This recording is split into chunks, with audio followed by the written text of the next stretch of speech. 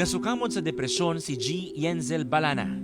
Diyang nabuntis ug wala gi-renew ang kontrata isip Municipal Link sa Compostela Valley Province sa programang Pantawid Pamilyang Pilipino Program kon 4Ps ilawom sa Department of Social Welfare and Development Office Region 11. Sumala niya dihang nasaydan sa DSWD ang iyang pagbuntis bisan dili siya minyo.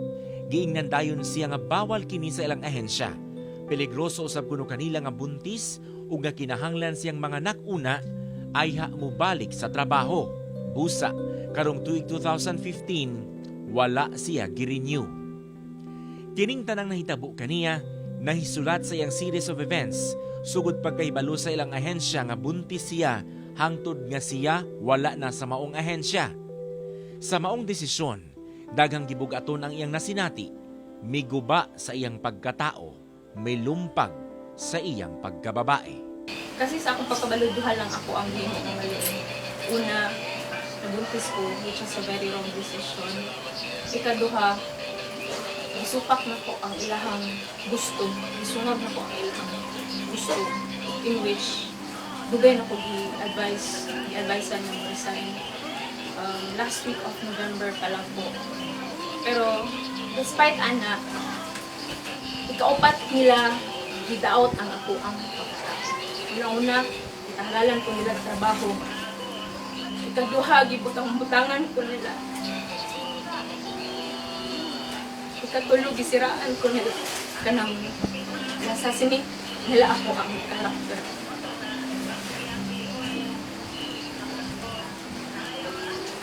Diba, isipin mo, duha namin magkaon eh.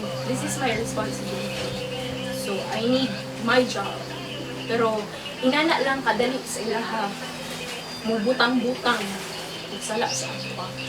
Nangayo siya konsiderasyon sa ilang Assistant Regional Director kon ARD sa DSWD, pero polisiya sa departamento ang gisaysay kaniya sa ilang ARD labot pagbuntis nga walay bana. Kabalo makaonsay policy.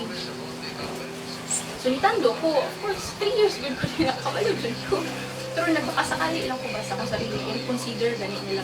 Nanginahanglan ko, isipin mo dyan, June, pagkumana. Dagan pa kong panginahanglan. Vitamins. Tapos, matrigger ako nito, ay, mahal ka ayaw ako ng Tapos, ako apang pag-check up. Mahal ka ayaw ako check up. Kasi, kada check up, 800. Ano ba? So, kailangan, I really need this job. Tapos nga lang siya, nalala kasing sa ilang sulti. Nalala dito kang bulion sa inyong ginagawa. So, speechless ko na kung, wait, ma'am, this is my responsibility. Dili ko pwedeng, may untag ako lang ang pabigat, pero duha namang good me. Ano ba? Wala na nila nakita na situation sa amua, ng mga pregnant women.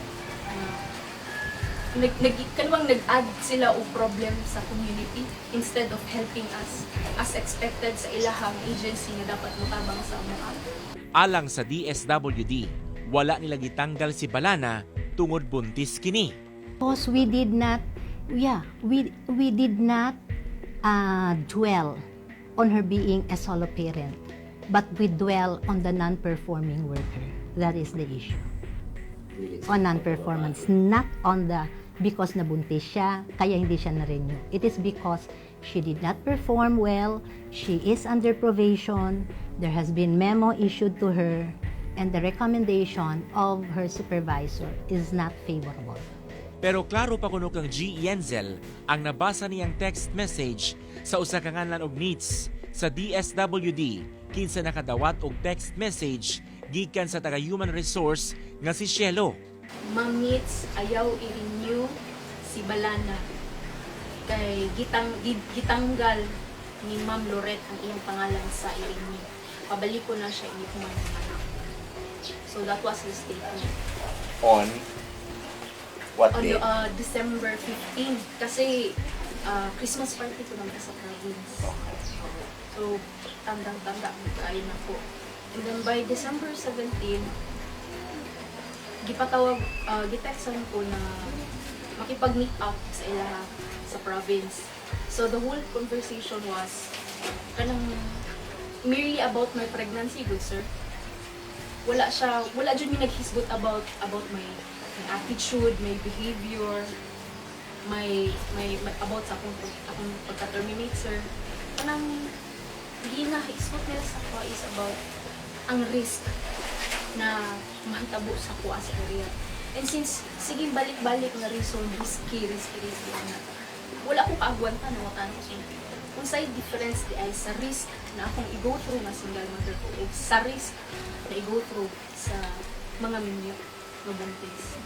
Gitambagan siya nga mo resign, pero may balibad siya tungod kinahanglan niya ang trabaho. Kay porsigido man siya nga dili mo resign, paminaw niya, gitira ang iyang performance. Niya na si Sutri, na i-check akong performance. Pero confident ako kasi nabawi na ko ang probationary, na-probe man ko atong ni Sir. May 2014. Yes, 2014 naman na evaluation. So by November, na-lift siya. So very satisfactory ako. And akong assessor ato is Sutri sa Del Norte. So na-lift siya. So confident kayo ko nga, okay, nabawi bitaw na ako kay. Siyempre si Sutri niya, po siya nga, okay man ang performance niya. Nakabawi man siya. Kaya lang, ang ending siyang statement, gisulti daw to niya, kay baka they will fry them too. Nakasave siya message, sir. Prior to that, nangutanan ako kay Sutri nga, ma'am, nasuko si PL sa kuha. At ang after me nag-istoryahan niya sa PO about convincing niya resign. Yan naman siya nga, wala man siya nasuko. Ano niya siya? Naiipit lang kami. Ibig sabihin, ginaipit sila. Alang kang balana, naresolba na ang mga memorandum labot siyang tardiness o absences niadto pang 2013, ilabi na kay group case kadto. Pero ang DSWD ginasulti gayong dili maayo ang performance ni Balana. I don't think it was very satisfactory. It was satisfactory because the problem is during that validation, it was cross-posting. It was not her supervisor who assessed her, but it was a worker coming from a different province who have no background or little background about her. But the supervisor knows better, no, how she is performing. So yung kiniklaim niya na satisfactory, it is because lahi man, dili niya ka-teammates, dili po niya supervisor, but is a worker coming from Tagum.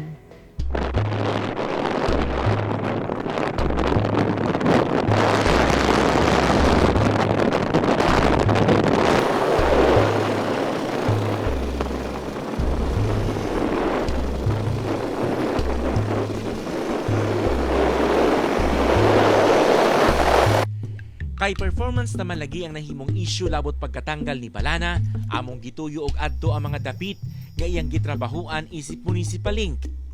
Dinhi kami unang gipadpad sa Barangay Panansalan, Compostela Valley Province, ang katapusang barangay. Una ang Katiil, Davao Oriental. Tulo sa mga tao ang among nakaila, kinsa dunay direktang komunikasyon ug kasinatian kang Balana. Si Barangay Kapitan Sote Matibay, si Barangay Kagawad Estrelita Badong, o si Teacher Parent Leader Romelinda Sulag. Sa full side, sir, wala na ako ayos yung pagkatasan,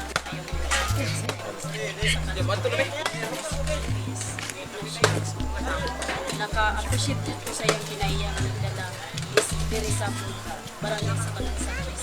Isip ko naman, sabot yapon siya na ang kinaya sa lumat na ito. Makikuan siya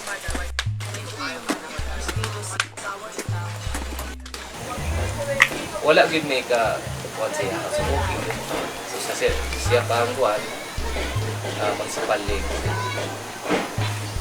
so okay ang mga membro sa beneficiary sa Cortes wala gid ko'y istorya sa iya dahil Ay sa dihang kuan, muuna siya pangutana unsay mo problema. So ang tao dili magdumili nga moduol sa iya. Tungod kay siya may muuna approach sa tao kung unsay problema. Bisag usa ka maulawon, kay siya may muuna og istorya pangutana. Siyempre ang tao, di jud magdumili sa iya, doon sa iya. Pakikistorya sa mga bata, treat niya mga bigula, sabi na sa mga siya, siya yung content siya sa mga tao. Monthly man na sila kasubida. So, wala man to siya paltos kada bulan kasubida dito siya. Pag-upload sila sa mga tao, mas garahan yung mga tao. Okay. Hindi siya pundak mo istorya niya. Mapasabot yun niya ang mga tao sa informungan ng purpose. Ina-share niya kung saan na mo ang pag-manage sa kwarta, pag-budget sa kwarta. Ina-share niya, pasabot niya sa mga beneficiary na para na sa bata, especially sa mga bata. Para na sa bata, pinahanglan ang mga bata, ati man dyan na. Tagaan na itong pagtagad kay ilahan mo. Until now, nahilot na. Ano mo? Ako kayo nagkatabang sa mga beneficiary. Sila wino, wala sila wala na baby na sa mga ang good sir kay tungod siguro sa kamayog kinaya, joker po siya, kanang picture. Pero nakuha lang na ako sa ibang mga tao nga wala yung mga komentaryo. So, nakuha lang madungog sila nga mas okay si Balana as municipal district. So, until karon daghan ng pangutana sa iya kung asa siya. Kung giingnan nga, inani man jud ang kuan sa purpose na maglahi-lahi ta og ML. Ano po siya, lahi na po siya nga mas. Sige kami ngawan mo. Ayun pagka-joker, Isa yung mga jokes. gamit kay siya mo kung anong ka ng istorya. Isag unsa ni mo ka goal siguro, na siya i-answer ka ng sense of humor.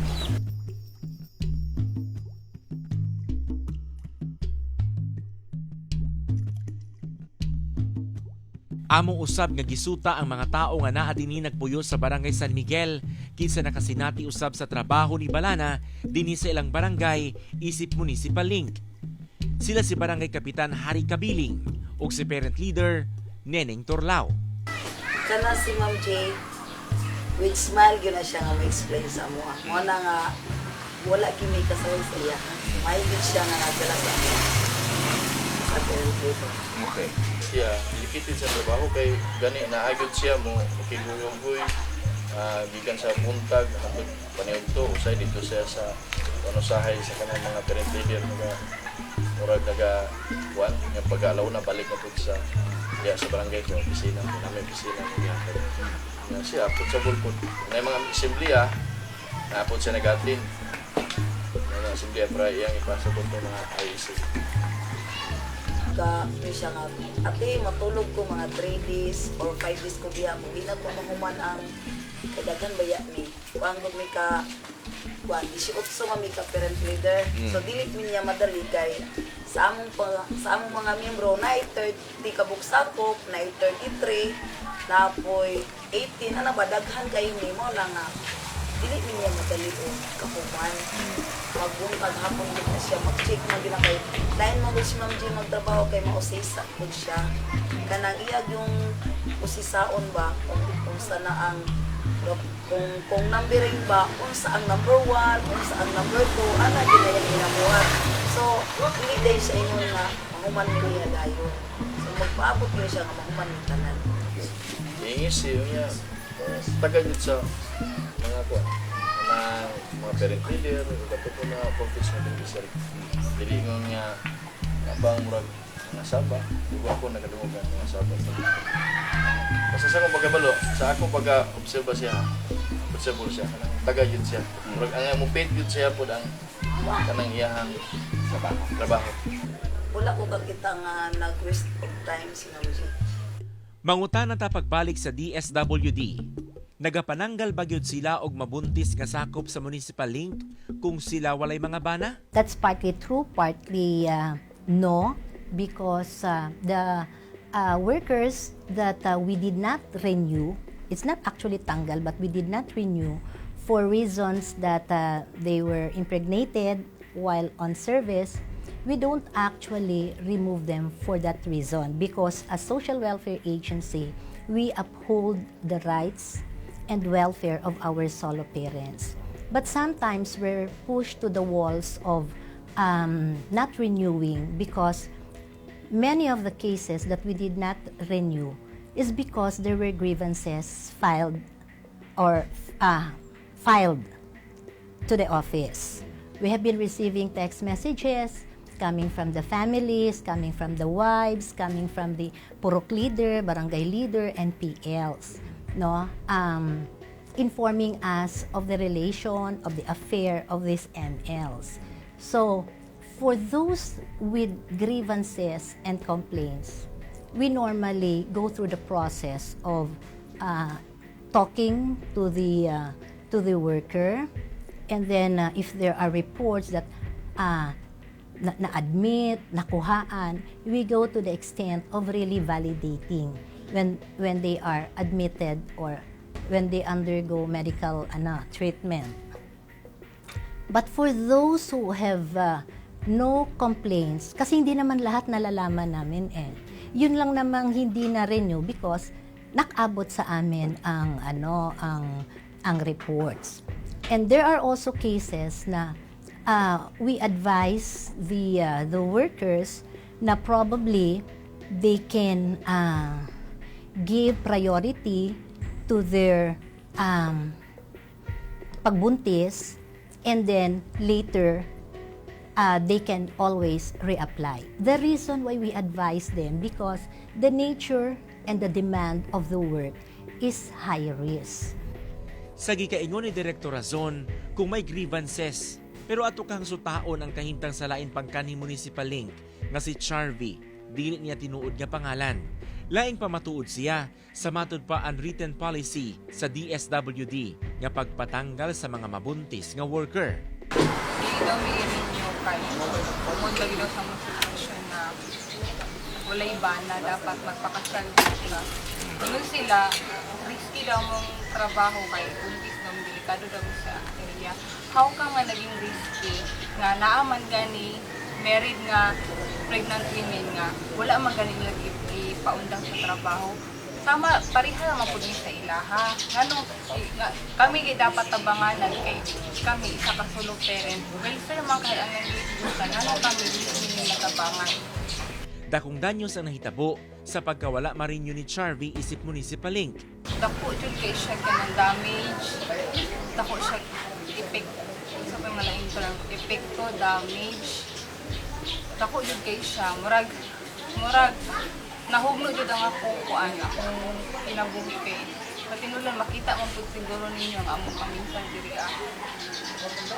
kuan jud siya nang sa kuan pa kanang ining low jud mi sa kung i-rate nimo siya sa kanang mga economy low jud siya ka kung papa walay proper or walay permanent income. Ang akong lola unsa na mo pud iyang magdawat ng pensyon.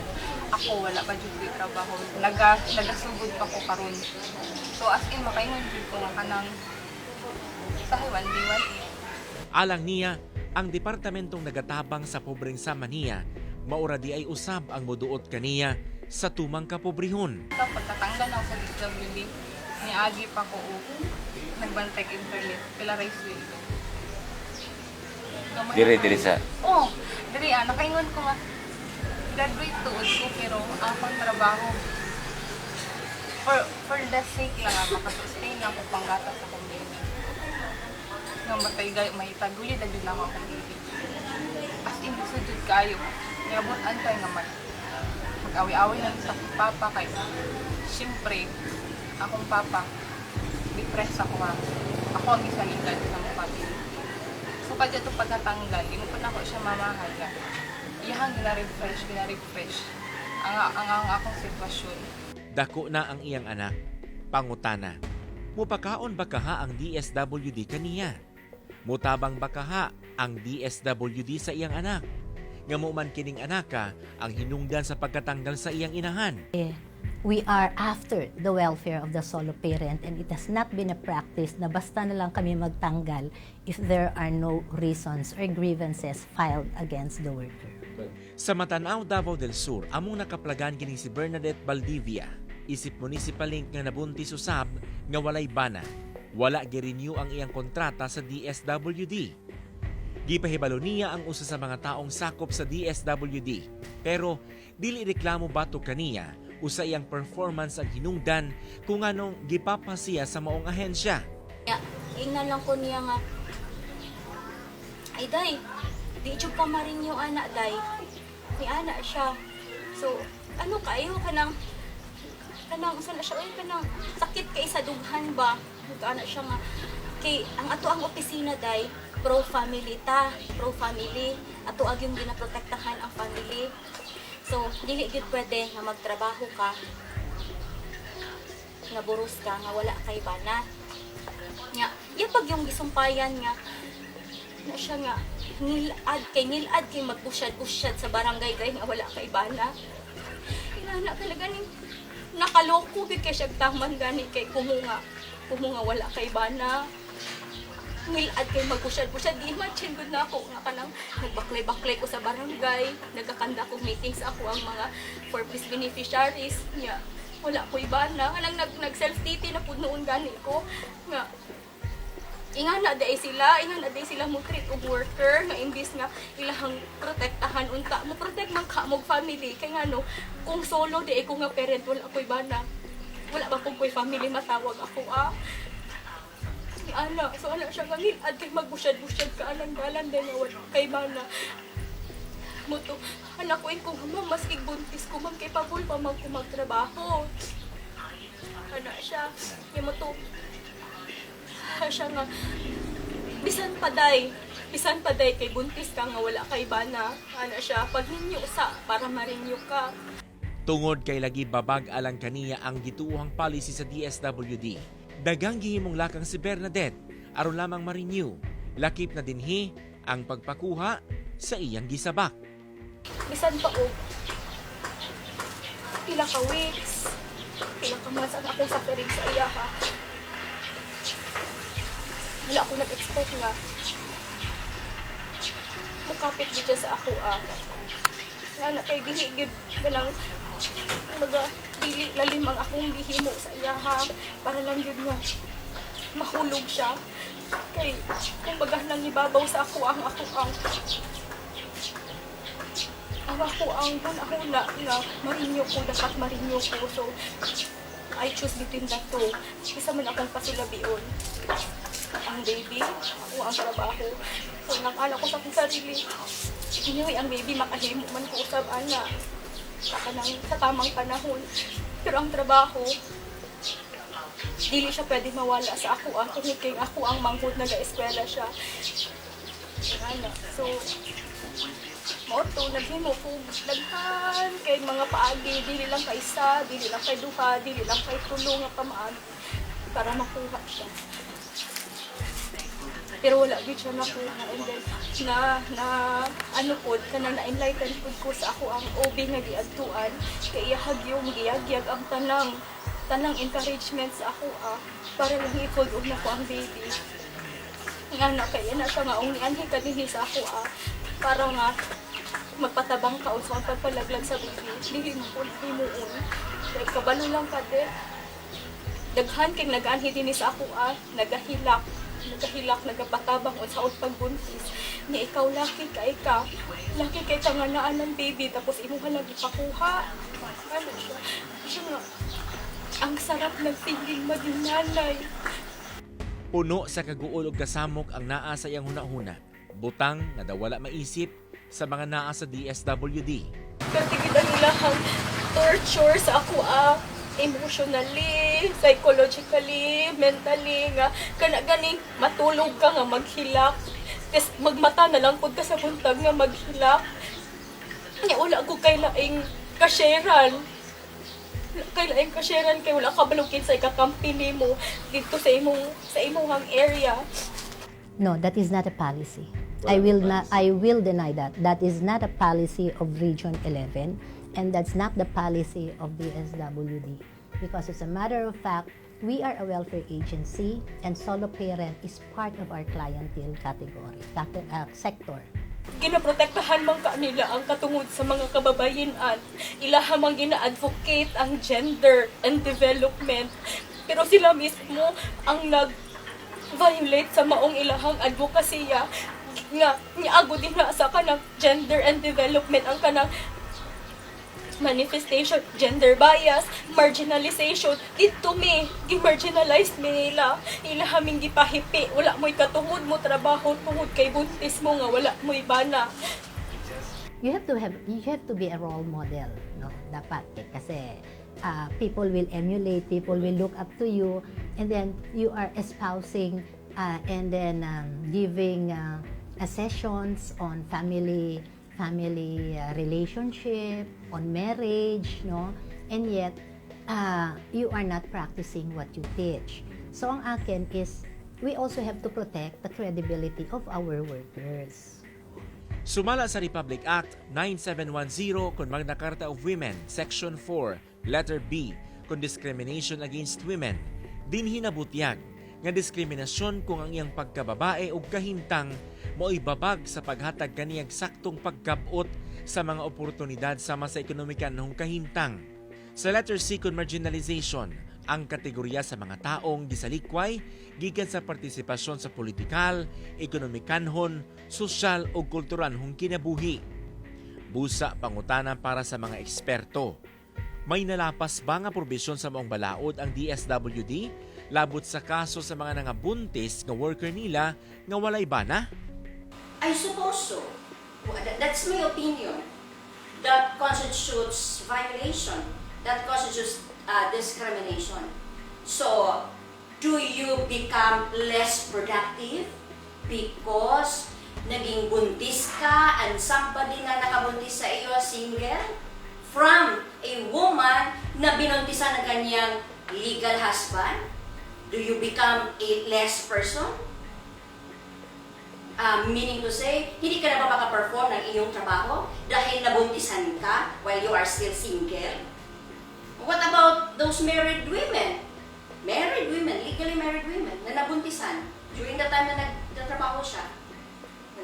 Magkakaroon yan ng discrimination. And that constitutes a violation of Republic Act 9710 on the Magna Carta of Women's Rights. Ning bag-o lamang gani kuno may ruling sa Korte Suprema sa Pilipinas labot pagpang-dismiss og mga empleyado sa ngalan nga nabuntis sila.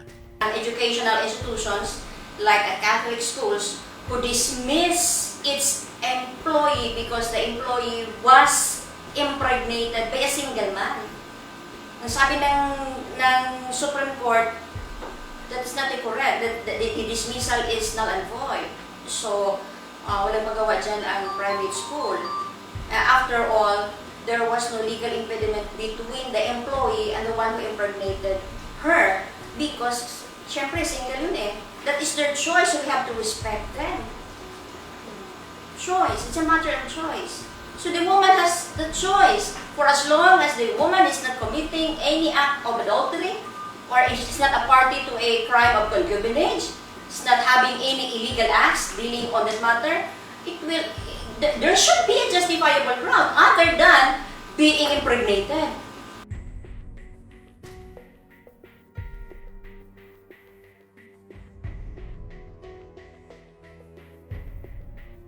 Tinuod dili mayong lantawon sa pipila nga mabuntis ka nga wala kay bana. Pero usa kini kabutang nga diin kitang nagtuo nga sakto sa atong gilakwang dalan. Angay bang muhukom kanila? Umugiya kanila? Nasayop sila tinuod. Pero pagkasukamod lamang kini. Kung nasukamod, may kamot og tiil pang ikabangon. Ikaw nga nakakita. Imo ba silang patiran? Tamayon, kondinahon, hukman, kay lagi sayop ang ilang buhat? O basin imo silang tabangan ug ipakita ang mas tama nga buhaton? Daghan na kay sila gipasakitan, daghan na kay sila gipahila, daghan na kay sila gidautan. Wala man nangawat, wala man ninangawat. Dili man ni convicted. Pero kung makakondem sila sa mga ba, as if kami gid ang makasasala na mga kababayan na dito sa community. Ang libro ni Juan nag-ingon, itugot nga siya nga walay kalapasan ang unang mulabay og bato kaniya. Kaninyo nga nakasayod nining kasuha. Si kinsakha ninyo ang unang mulabay og bato kaniya nga babae nga gitimbang dihang buntis.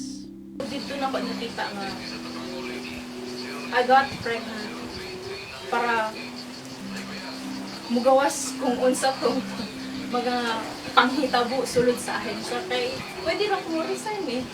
Ana gani. So how come na naay nagapugong sa ko ang resign? In which another purpose is I need my job because I am eating food.